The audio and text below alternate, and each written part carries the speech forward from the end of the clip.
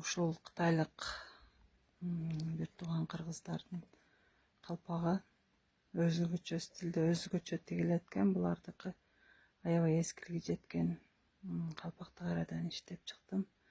Размерин ошо боюнча калтырдым. Тигилиштерин баардык жагынан жаңылап бердим. Салмагы аябай оор. Өзү 3-4 катардан турат мына калпак. Калың, катуу аябай. Ичине жаан суу өткөрбөйт. Башка суу өткөрбөйт.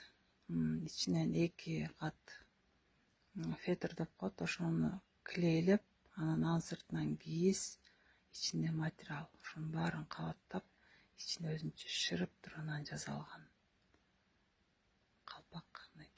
Өзү эскилиги жеткен болчу.